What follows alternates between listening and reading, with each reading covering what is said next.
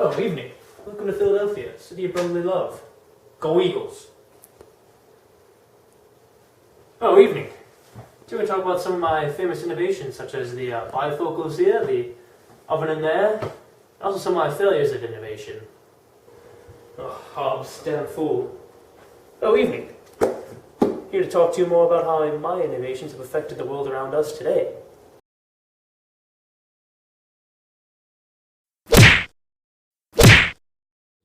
Franklin has indeed been aptly called many-sided.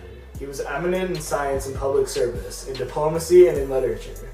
He was the Edison of his day, turning his scientific discoveries to the benefit of his fellow men. He perceived the identity of lightning and electricity and set up the lightning rod.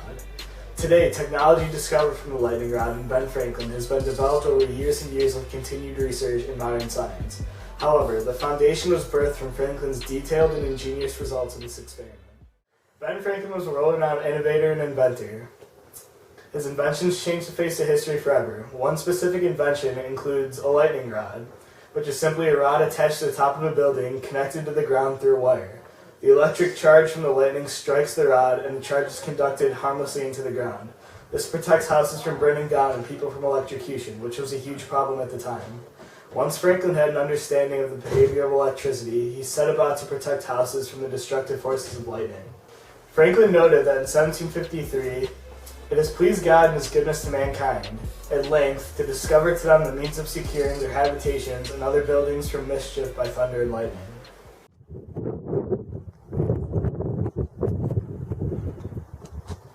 Give me light, or give me death.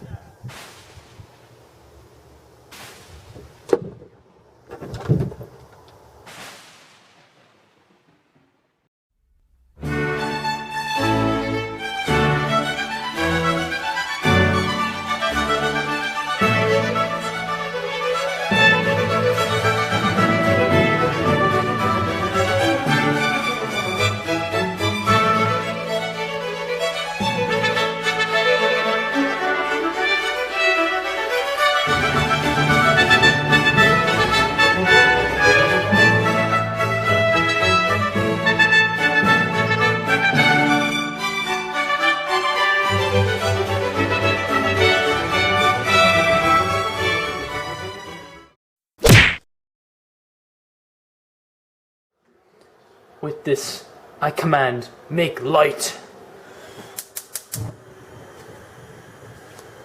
'Tis that! Yeah. People were so surprised by Franklin's invention of the stove, something that would provide light and warmth without the smoke that accompanied the open stove. Before this innovation, people were using much more wood and resources than was really necessary. So with this new stove, they were able to not only save trees themselves, but money too. This stove has been extremely important as the world has progressed since its creation. It has moved from Franklin's stove to what we have in our homes today. Truly, what Franklin did as an innovator has influenced our lifestyle. Franklin's stove resembled more of what a fireplace would look like in today's world. It was built for warmth rather than for cooking food.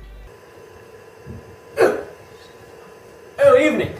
Just touching my stove again, that I invented.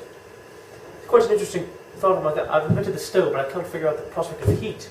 I just keep touching it and it hurts every time. Blast. Franklin's stove was one of my favorite inventions. I should have mentioned before that having in 1742 invented an open stove, better warming of rooms, at the same time saving fuel, as fresh air admitted was warmed and entering. I made a present of the model to Mr. Robert Grace, one of my early friends. Having an iron furnace, found the casting of the place for these stoves a profitable thing as they were growing in demand. This demand would help me greatly as the stove would become a great success.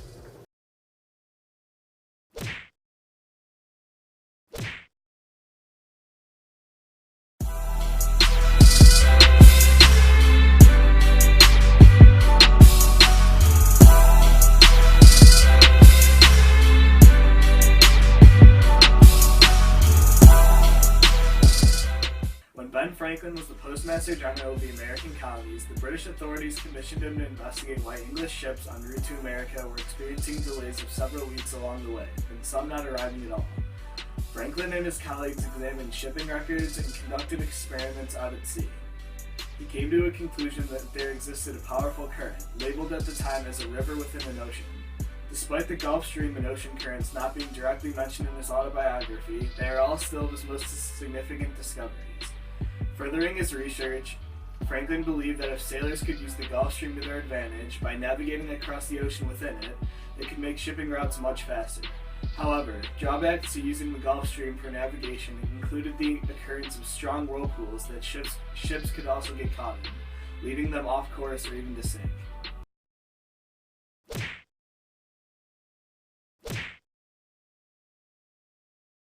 Ben Franklin, well, he was a bit of a blind man. He needed glasses for almost everything he did. So, couldn't see near, couldn't see far. Decided to have the idea of bifocals. Got lenses, line down the middle, bottom, more convex, top, less convex. Lets you see things up close and see things far away. Dual purpose there. Believe it or not though, Ben Franklin didn't actually make them himself, as it's believed.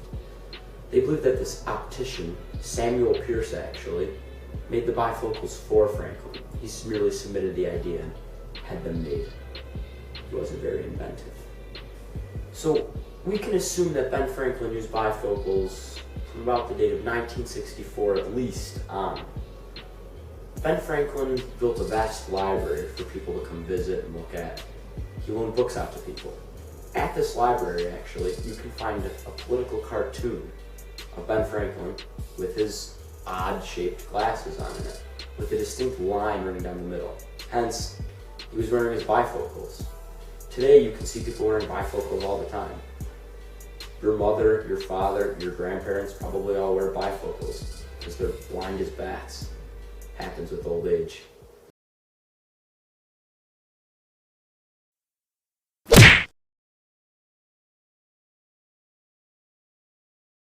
You know, on a hot summer's day, walk inside and you go, nice and cold, nice air conditioning.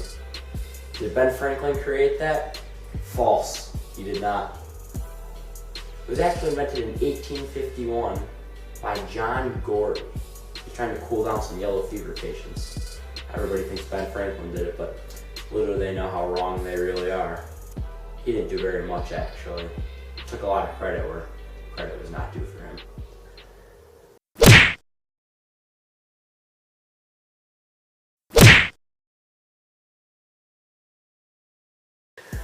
You know how you lose an hour of sleep during the school year and you get really pissed off? Wow, it's dark. Evening all. 7 a.m. on Saturday morning. Evening all. 7 a.m. the next day. Don't blame Ben Franklin, blame FDR. We're back at it. Another misconception of Ben Franklin. Stupid daylight savings time? Wasn't him. Little did you know. It was actually the Democrats. FDR. But we'll keep that in the down low. Franklin also claims credit for inventing daylight savings time and air conditioning. However, daylight savings time had been implemented by many South American civilizations who used their calendar system to measure it centuries before. In addition, there was documentation that the Chinese had already been using the method of daylight savings time starting about 200 years before Franklin, while farmers in Paris were warming up to the idea while Ben Franklin was in Europe as well. Coincidentally, Franklin titled his work where he introduced daylight savings time as the Journal of Paris in 1784, possibly relaying full proof that it was not his original idea. Similarly, John Hadley, a professor at Cambridge University in England, discovered the evaporation of alcohol and other volatile liquids and that they evaporate faster than water. This can cool down an object enough to freeze water. This basic understanding of air conditioning was sought out and used by Franklin, who in turn went on to work with Hadley on it and successfully invented himself. However, Hadley was given very minimal credit for an invention that seemed to be started by him. These are just a few examples to why Ben Franklin may not deserve to be considered the best inventor of all time. Ben Franklin was famous for, not really patenting his work. He wanted others to build off of it and make new advances in the field of his study. Take his bifocals, for example. In the year 1820, a Dr. Kimball decided to take his little bifocal design, patent it, but she still gave credit to Benjamin Franklin.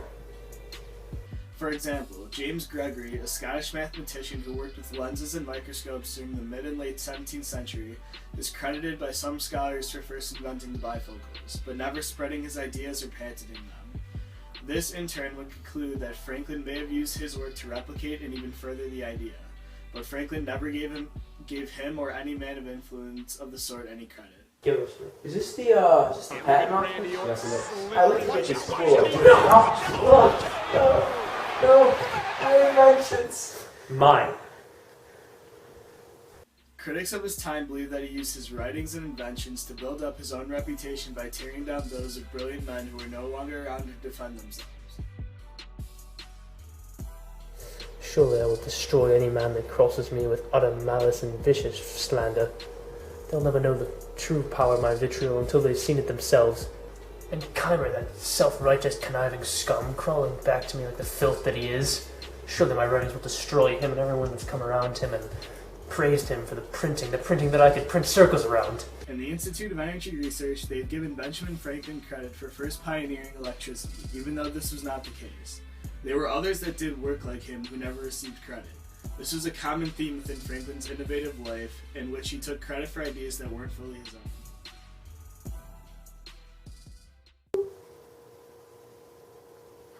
Oh, evening all.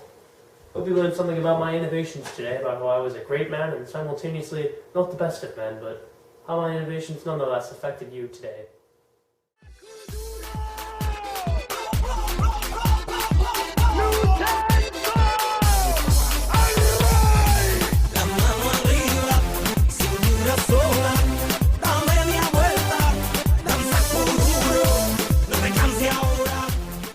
Is it on? Yep.